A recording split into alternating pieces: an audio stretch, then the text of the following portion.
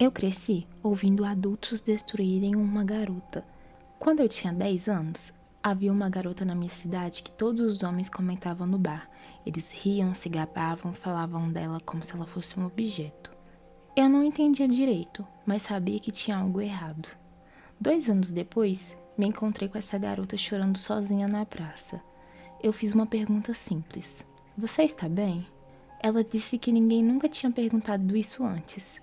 Então ela me contou a verdade e no dia seguinte ela estava morta. E foi aí que eu entendi o que realmente estava acontecendo naquela cidade. Eu sou Gisabel e o relato de hoje vai ser um absurdo.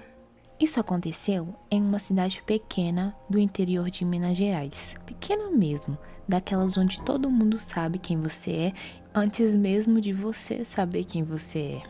A cidade tinha uma praça principal com uma igreja e um único bar que ficava aberto o dia inteiro.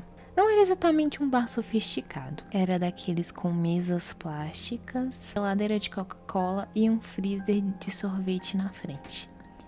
Eu ia lá por causa do sorvete. Era o único lugar da cidade que vendia um sorvete bom de verdade. Eu tinha uns 10 anos. Minha maior preocupação na vida era ganhar a bolinha de gude dos meus amigos, não perder minha pipa e não chegar em casa depois das 6 para não tomar uma bronca da minha mãe. Sexo não existia na minha cabeça, relacionamentos não existiam na minha cabeça. Adultos eram só adultos, até ela. Vou chamar ela de Ana. Todo mundo conhecia a Ana. Ela tinha uns 18 ou 19 anos quando tudo começou. Mas eu conheci ela desde sempre. Ela morava a 3 ruas da minha casa. Eu lembrava dela sendo normal. Ela era só uma garota comum. Andava de bicicleta, comprava pão na padaria, às vezes sorria quando passava por mim e pelos meus amigos jogando bola na rua. Nada fora do normal. Até que, de repente, tudo mudou. Eu não sei exatamente quando começou, mas lembro quando comecei a ouvir os comentários. Foi no bar. Eu estava sentado num banco alto, comendo picolé de limão, quando ouvi 2 homens conversando. Eles estavam rindo. Um deles disse: "Nossa, aquela menina, você não tem ideia." O outro respondeu: "Eu sei, eu já fui também." Eles riram. Riram de um jeito nojento. Na época, eu não entendi direito, mas comecei a ouvir o nome dela cada vez mais. Ana isso, Ana aquilo, Ana com fulano, com ciclano, com homem casado, com cara que tinha esposa grávida em casa, com cara que tinha filhos, com homem novo, homem velho, Ana com qualquer um. E o pior não era isso, era como eles falavam. Eles não falavam dela como se ela fosse uma pessoa, falavam como se ela fosse um objeto, como se fosse uma coisa. Um deles disse uma vez rindo: "Ela não diz não." O outro respondeu: "Nunca disse." E todos riram. Eu lembro claramente da sensação estranha que tive. Mesmo sem entender completamente, eu sabia que tinha algo errado. Meus amigos também ouviram. A gente comentava às vezes, mas de um jeito infantil. "Por que ela fica com tantos caras? Ela é doida? Ela deve ter problema." Mas logo voltávamos a falar de futebol, Dragon Ball ou qualquer outra coisa. Aquilo era o mundo dos adultos, não o nosso. Mas o comportamento das pessoas com ela começou a mudar. As mulheres olhavam para ela com desprezo, os homens olhavam para ela com fome e os adolescentes olhavam com curiosidade. Às vezes, eu via discussão na rua. Homens gritando com ela, chamando ela de nomes horríveis, mesmo depois de terem estado com ela. Era como se eles a usassem e depois descartassem, como se ela não fosse nada, como se ela fosse um lixo. Uma vez, vi um cara empurrar ela no meio da rua. Ele gritava: "Você não presta!" Mas dias depois, eu vi o mesmo cara no bar, rindo com os amigos falando dela, com orgulho, como se fosse um troféu. A hipocrisia era algo que eu não tinha palavras para descrever na época, mas eu sentia. Eu sentia que tinha algo profundamente errado naquela cidade. O tempo passou. 2 anos. Eu tinha uns 12 anos quando aconteceu. Foi uma tarde quente. Eu estava voltando do campinho, com a camisa suada e os pés sujos de terra, quando vi ela. Ela estava sentada sozinha num banco perto da praça. Eu quase não reconheci ela. Ela parecia menor, não fisicamente, mas como pessoa. como se algo dentro dela tivesse diminuído.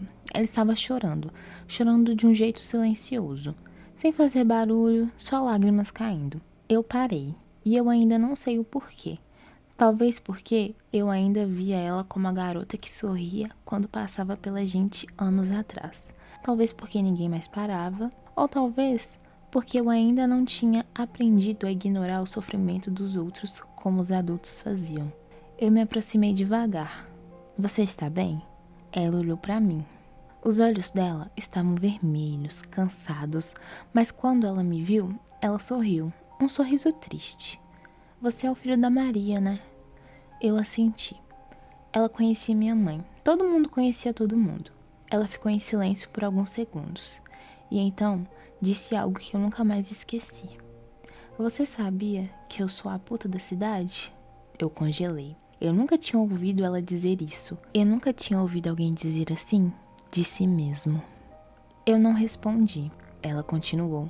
Todo mundo sabe. Ela olhou para o chão. As mulheres me odeiam. E os homens? Os homens me usam. Silêncio. Então ela disse algo que mudou tudo. Mas meu pai começou quando eu tinha 13 anos.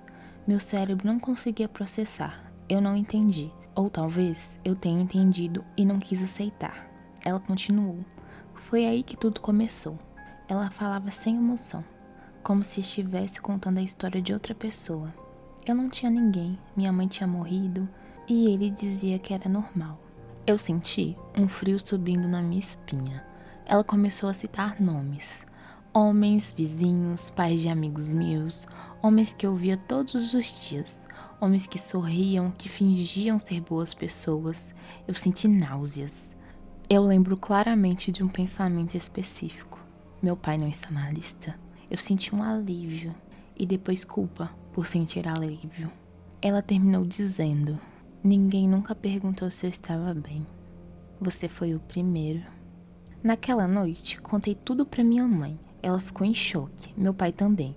Eles conheciam aqueles homens. Na manhã seguinte, minha mãe recebeu uma ligação. Eu nunca vou esquecer a expressão dela. Ela ficou pálida. Ela desligou o telefone devagar, olhou para mim e disse: ela morreu. Ela tinha tomado veneno de rato sozinha, no quarto. O enterro foi vazio, quase ninguém foi. Nenhum dos homens que falava dela no bar apareceu. Nenhum. Eles continuaram vivendo, como se nada nunca tivesse existido, mas eu nunca esqueci. E nunca vou esquecer. Bom, é um relato bem pesado que infelizmente acontece bastante, né? A gente nunca sabe o que se passa na vida das pessoas. Só queria fazer uma observação em relação ao que ele relatou, né? Que foi a surpresa dos pais dele. Claro, né? Pode ser verdade.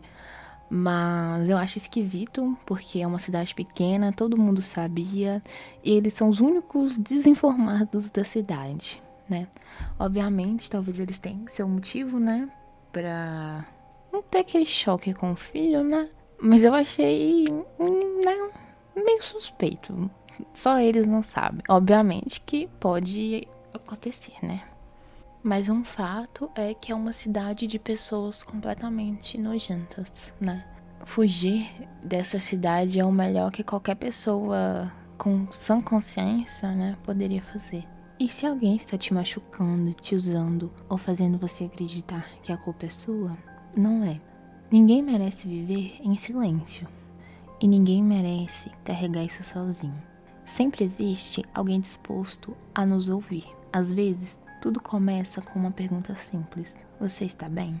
Bom, eu sou Jezabel, esse foi o relato de hoje e eu espero que todos estejam bem.